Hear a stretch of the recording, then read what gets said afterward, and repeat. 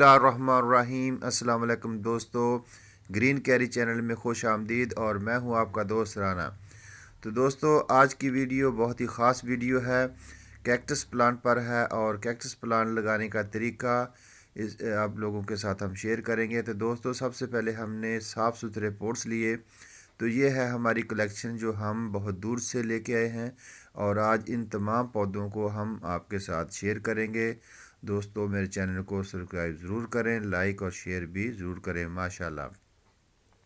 तो दोस्तों, चंद एहतियाती तदाबीर भी हैं, तो इसको भी अपने महलूज़ खातिर रखना है। तो दोस्तों, इन पौधों पर बहुत ही बारीक से नुकीले कांटे होते हैं जो पता नहीं चलता कब हाथ में लग जाते हैं। एहतियात करें, हाथों पर जो है वो ग्लव्स ज़रूर इस्तेमाल करें अगर आपको गार्डनिंग का शौक़ है और ये प्लांट आप अपने गार्डन में लगाना चाहते हैं। तो दोस्तों, मैंने जो है देसी गुलाब जो है वो अपने हाथ पर लगा लिया है ताकि कांटे ना लगें। तो इन पौधों को मैं अलग करूंगा, तमाम जो वैरायटी है उन सबको अलग कर दूंगा। तो इसके साथ मैं इंशाल्लाह इन तमाम पौधों को जो है वो अलग अलग गमलों में लगाऊंगा।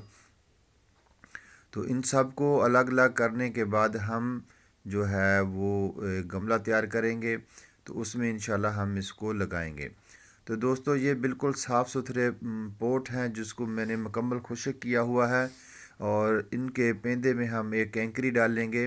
तो इसके बाद हमने जो है वेजिटेबल कंपोस्ट जो घर से बनाई हुई खाद है वो इसमें डालेंगे, क्योंकि ये अभी एक दफ़ा लगाने से तकरीबन कम से कम 6 से 7 मंथ चलते रहेंगे।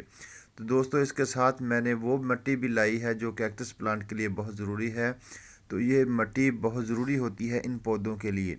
ये मिट्टी नहीं है बल्कि ये रेत टाइप मिट्टी है जो पहाड़ों में होती है और इन पौधों में की ग्रोथ जो है अच्छी तरीके से इन्हीं में चलती है। इसके अंदर नमी जज़ब करने की सैली ज़्यादा होती है और ये थोड़ी सी हार्ड मिट्टी होती है, भुरभुरी सी होती है। तो इस मिट्टी जो है इसका ख़ास ख्याल रखना है, क्योंकि मिट्टी ही जो है पौधों की ग्रोथ में अहम किरदार और जुज़वी किरदार अदा करती है।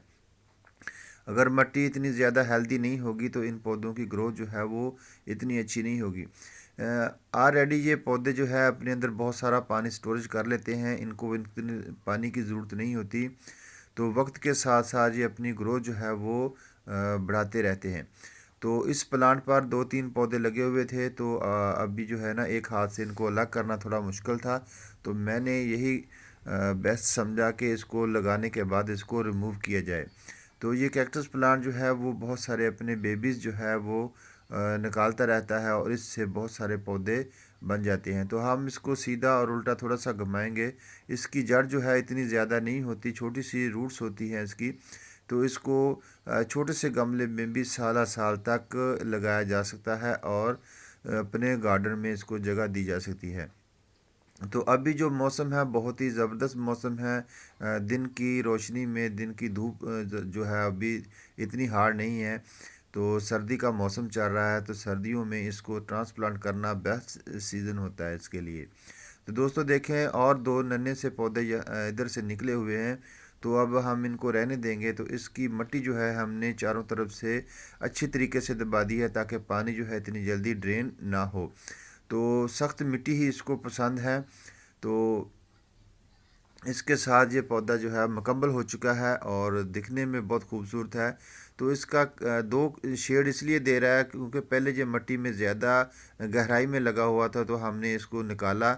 इसलिए जो ऊपर का हिस्सा है वो ज़्यादा ग्रीन है और नीचे का जो थोड़ा सा येलो है। तो दोस्तों, एक हाथ से काम करना थोड़ा सा प्रॉब्लम हो रहा था, तो मैंने अभी जो है वीडियो लंबी नहीं बनाई, तो इसलिए मैंने तमाम पौधों को अलग अलग गमलों में लगा दिया है और उसके ऊपर जो है एक ही किस्म के जितने भी मेरे पास पौधे थे मैंने उनको कोशिश की है कि एक ही गमले में लगाऊं। तो इससे ज़्यादा गमले नहीं मेरे पास थे, मैंने नहीं बनाए। जितने भी थे तो उनको इन्हीं पौधों में लगाना ज़्यादा बेस्ट समझा। तो इसके ऊपर मैंने बजरी जो है उसकी मल्चिंग कर दी है ताकि इसके अंदर जो है वो नमी बनी रहे और पौधों की ग्रोथ में अहम किरदार अदा करे। तो दोस्तों, बहुत ही प्यारे और ख़ूबसूरत से पौधे हैं। तो इनके अंदर जो स्टोरेज कैपेसिटी होती है वो पानी सेव करने की बहुत ज़्यादा होती है। इनको ज़्यादा पानी नहीं देना पड़ता और ये साल भर अपने बेबीज़ जो है वो निकालते रहते हैं और उनसे निकाल कर बहुत सारे पौधे तैयार किए जा सकते हैं। तो मेरे पास जितने भी पौधे थे मैंने सबको यहाँ पर ट्रांसप्लांट कर दिया है और बहुत सारे छोटे छोटे पौधे थे उनको भी गमलों के साइडों पर लगा दिया है। तो दोस्तों ये देखें, बड़ा सा एक पॉट था तो इसमें मैंने काफ़ी सारे पौधे जो है वो डेकोरेटेड करके लगाए हैं। बहुत ही खूबसूरत से पौधे लग रहे हैं, ये दिखने में बहुत ही खूबसूरत है। तो इसके अलावा मेरे पास पहले भी 3 किस्म की कैक्टस की वैरायटी थी जो कि ऑलरेडी मेरे गार्डन में मौजूद है और कलमों से मैंने इसको ग्रो किया था। तो इसके साथ पौधों की ग्रोथ के लिए धूप धूप बहुत ज़रूरी है। तो जैसे ही मेरे गार्डन में धूप आना शुरू हुई तो मेरे पौधे जो है वो बहुत ही हेल्दी हैं। ये आइस प्लांट का पनीरी का एक गमला है जो कि अभी इंशाल्लाह आने वाले चंद दिनों में इसको मैं इंशाल्लाह फिर मिलेंगे एक नई वीडियो के साथ। अल्लाह हाफ़िज़ स्वीट फ्रेंड्स, अपना ख्याल रखना।